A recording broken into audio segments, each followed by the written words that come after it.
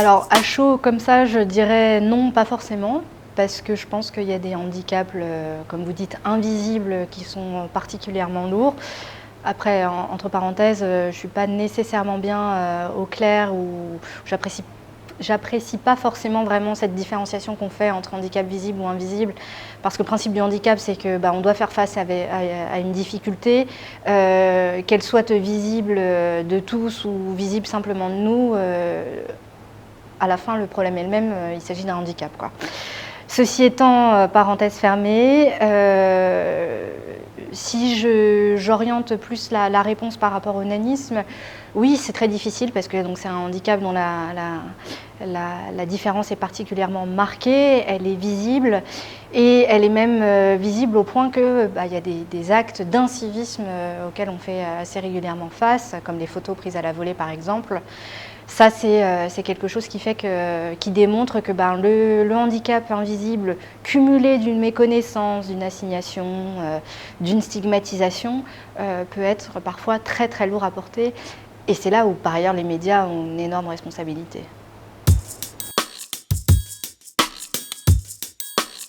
Alors, on ne peut pas dire que les personnes de petite taille ne soient pas représentées dans les médias, ça serait une erreur. L'enjeu aujourd'hui, c'est de savoir comment elles sont représentées. Est-ce qu'on est sur une forme d'assignation, d'une classification, ou est-ce qu'on est sur une simple représentation assez banale de la diversité ? On est obligé de constater et de le dire qu'aujourd'hui encore, les personnes de petite taille, elles sont sujettes à des représentations un peu stéréotypées. Dans le cadre de la publicité, on prendra une personne de petite taille pour faire référence par exemple à une échelle de prix qui est assez réduite, pour mettre en lumière le phénomène.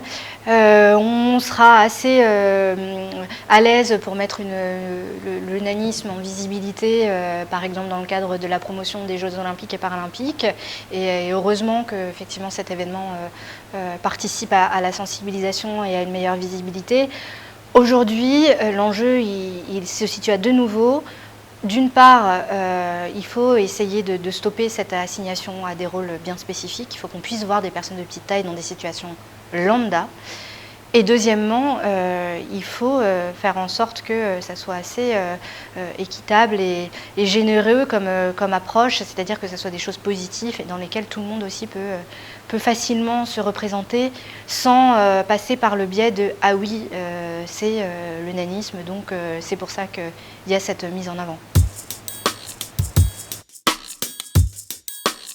Pour avoir une meilleure représentation, je pense que les communicants ou les créatifs d'une manière générale doivent accepter qu'ils n'ont pas forcément toute la connaissance et qu'il est juste qu'ils se posent des questions sur la manière dont rendre visible cette différence.